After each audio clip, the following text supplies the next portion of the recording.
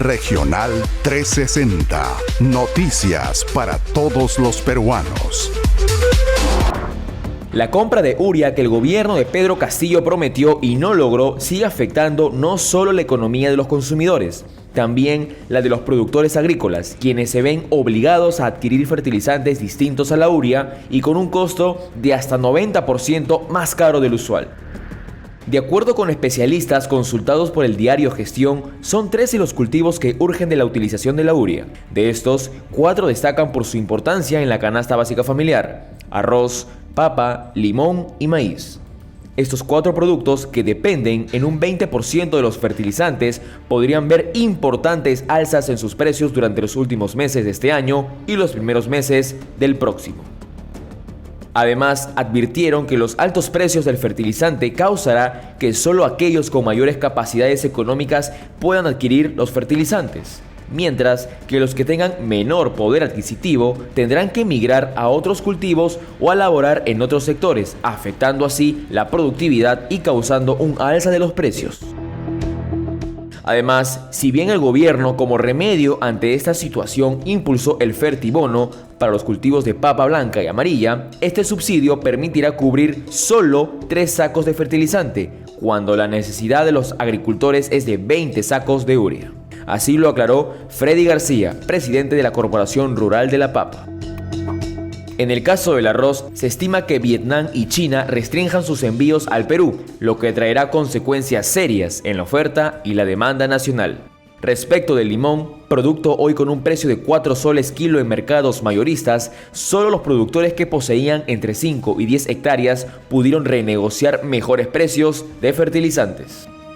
Solo el maíz se ha mantenido ligeramente estable en este contexto, aunque antes de la pandemia su costo en chacras era de 70 céntimos el kilo y ahora cuesta 1 sol 20.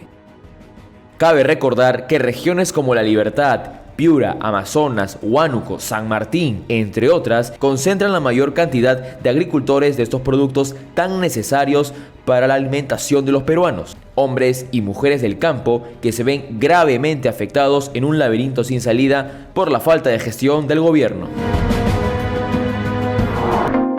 Miles de puestos de trabajo en micro, pequeñas y medianas empresas, MIPYMES, que son subcontratadas por el sector minería, estarían en grave peligro.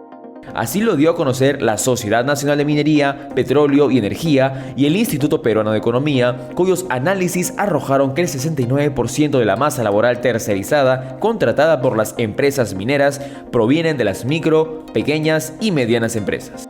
Los especialistas de estas entidades solicitaron al Ejecutivo revisar esta norma, pues aseguraron que 1.400 MIPYMES, junto con otras 600 empresas contratistas, generan ventas por más de $10.000 millones, lo cual representa importante inyección económica generada por los trabajadores del sector minero.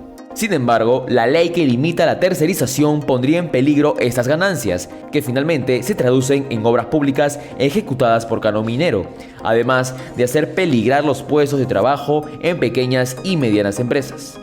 Esta ley, promovida por el gobierno de Pedro Castillo, afectaría a todos los eslabones de la cadena productiva en el sector minería, explicó así Ana María Choquehuanca, presidenta de la asociación PYME Perú, quien precisó que muchas de estas empresas se habían especializado en las necesidades de ciertas mineras en particular. Hoy, con esta ley, esta masa laboral ya no tendría hacia dónde orientar sus actividades. Finalmente, la experta señaló que si bien es necesario que el Estado fiscalice y penalice los abusos que se podrían haber dado bajo el régimen de tercerización, emitir una ley que la limite es contraproducente, pues atenta contra el trabajo formal y productividad de las empresas.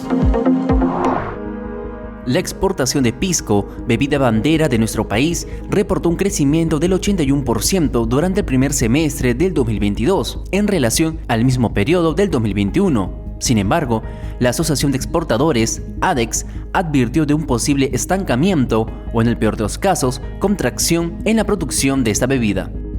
Esta situación se debe a que los pequeños productores no tienen la capacidad para ampliar su producción. Esto a raíz de la escasa y cada vez más cara mano de obra y problemas de financiamiento, detalló el presidente del Comité Vitivinícola de la Cámara de Comercio, Industria y Turismo de Ica, Alan Watkins.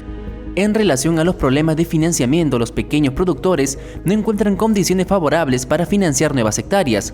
El costo de producción por hectárea ronda los 15.000 soles, pero los bancos suelen otorgar un máximo de 8.000, lo cual termina siendo un monto insuficiente. Esta situación genera que los productores opten por migrar a otros cultivos como el pecano, mangos y palta, ante las dificultades que representa la producción del pisco. Mientras tanto, cabe preguntarse qué medidas toma el Estado para impulsar la producción del pisco, bebida que representa un orgullo para nuestro país. Urgen acciones. La noticia que importa en tu región desde Lima y todos los rincones del país. Regional 360.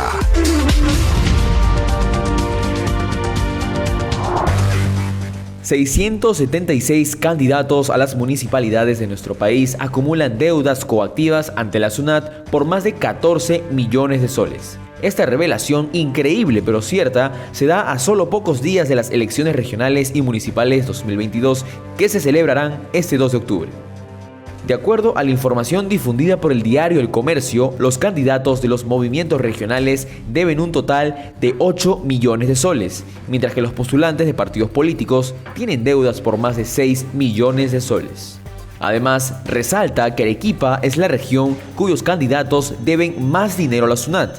Se trata de casi 4 millones que se encuentran en estado de cobro coactivo.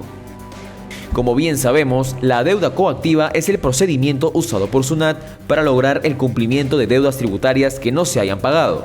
Sin embargo, muchas veces los deudores optan por judicializar el proceso, para de esa manera dilatarlo y lograr su prescripción. En ese sentido, resulta preocupante que políticos que dicen postular a cargos municipales por el bien de sus localidades no cumplan con el pago de impuestos, que es una importante fuente de financiamiento de obras públicas en nuestro país. Estamos ya a menos de una semana de las elecciones regionales y municipales, que se celebrarán este 2 de octubre y nos permitirán elegir a nuestros gobernadores regionales, alcaldes provinciales y municipales para el periodo 2023-2026.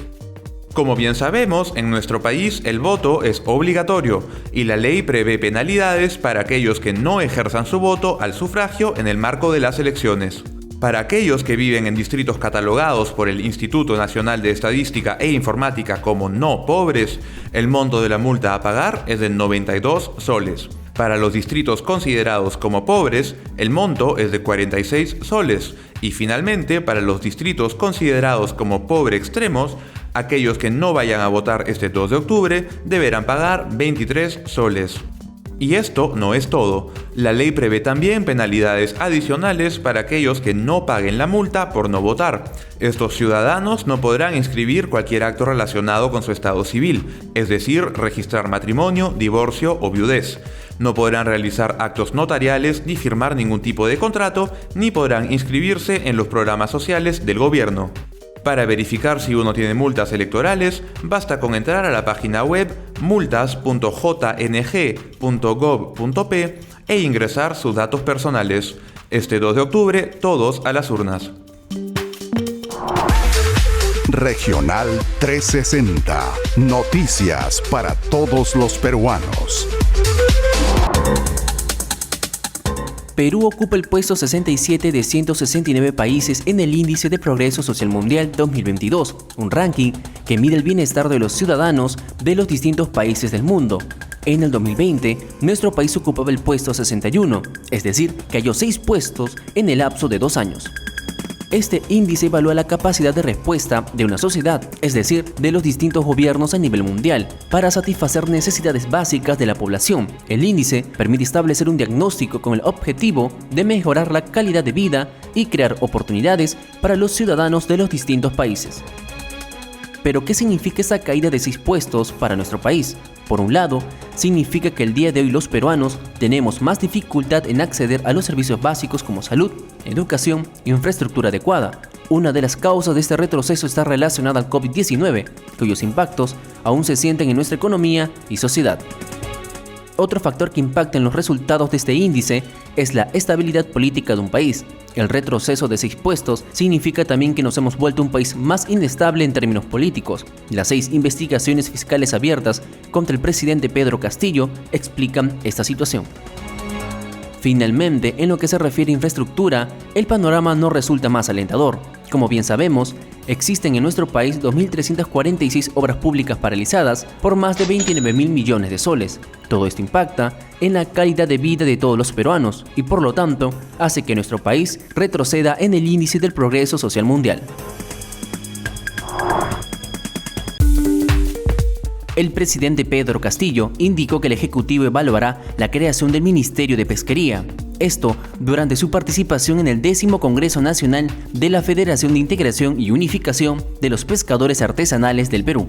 Los pescadores artesanales y un pedido nacional que sé que es sincronizado a nivel nacional, la creación del Ministerio de Pesquería. En el evento, el mandatario se comprometió a debatir la creación de este ministerio en sesión de Consejo de Ministros. Como recordamos, el Ministerio de Pesquería existió entre los años 1970 y 2002, año en el cual sus funciones fueron integradas al entonces nuevo Ministerio de Producción, Produce. Este anuncio se da cuando el ministro de la Producción, Jorge Luis Prado, informó sus proyecciones en el sector pesquero. Estiman que para julio del 2023 llegará al 100% de formalización de pescadores artesanales y cooperativas pesqueras. Los cuestionamientos caen por su propio peso. Si bien el sector pesca requiere de apoyo coordinado del Estado, esto no necesariamente pasa por la creación de otro ministerio, que a fin de cuentas solo representaría más burocracia, gasto adicional y no garantiza la ejecución de medidas a favor de los pescadores. Según información del portal de transparencia del Ministerio de Economía y Finanzas, el Ministerio de Producción solo ha ejecutado el 69.9% de su presupuesto anual y el Fondo Nacional de Desarrollo Pesquero solo ha devengado el 45.9%. Impulsar la ejecución del presupuesto en ese sector beneficiaría a los pescadores sin la necesidad de crear un nuevo ministerio. A pocos días del inicio del proceso de ascensos de altos mandos del ejército peruano, el mandatario Pedro Castillo designó como ministro de Defensa a Daniel Barragán, quien es capitán de la Fuerza Aérea en retiro. Lo que genera suspicacia es que Barragán es un personaje que mantiene estrechos vínculos con Antauro Humala. Como se recuerda, en las elecciones generales del 2021, Daniel Barragán postuló a la segunda vicepresidencia del Perú por el partido Unión por el Perú, entonces vinculado al líder etnocacerista. En este tema, José Vega postulaba a la presidencia y la postulante a la vicepresidencia no era nada más ni nada menos que la esposa de Antauro Humala, Ina Andrade. Por esa razón, expertos advierten que a través de este nombramiento, Castillo Terrones buscaría asegurar apoyo en puestos claves de las Fuerzas Armadas para así hacer sólida su permanencia en el poder ante los cuestionamientos del Congreso. En ese sentido, Carlos Basombrío, exministro del Interior, aseguró a Perú 21 que el verdadero objetivo de Pedro Castillo es contar con el apoyo de los reservistas antauristas, que sumarían 500.000 de personas en caso el Congreso se decida por la vacancia presidencial. Además, el presidente Castillo buscaría colocar a personas favorables a su gobierno en puestos claves de las Fuerzas Armadas, para así contar con este apoyo que le permitiría sostenerse en el poder. Asimismo, el nombramiento de Barragán no es el único ejemplo del nombramiento de personajes vinculados a Antauro en puestos del ejército. Como bien se recuerda, Walter Córdoba, actual comandante general del ejército, es compañero de promoción de Humala. Este suceso sería un ejemplo más de cómo el presidente Pedro Castillo utilizaría sus facultades presidenciales como el nombramiento de ministros con fines personales y no pensando en el bien del país. Situación lamentable que pone al Perú al borde de una nueva crisis política. Un 27 de septiembre de 1910 falleció el aviador de ascendencia peruana, nacido en Francia, Jorge Chávez Darnell. Había alcanzado la fama mundial 4 días antes, cuando con su monoplano Blériot 11 logró cruzar los Alpes desde Briga, en Suiza, hasta Italia, donde un fuerte viento rompió las alas del avión y cayó en picada de 20 metros de altura. Jorge Chávez resultó mortalmente herido. Su muerte causó gran conmoción en el mundo de la aviación. Domodossola y Brig, ciudades de inicio y arribo de su vuelo final, dedicaron monumentos en su honor. Regional 360. Noticias para todos los peruanos.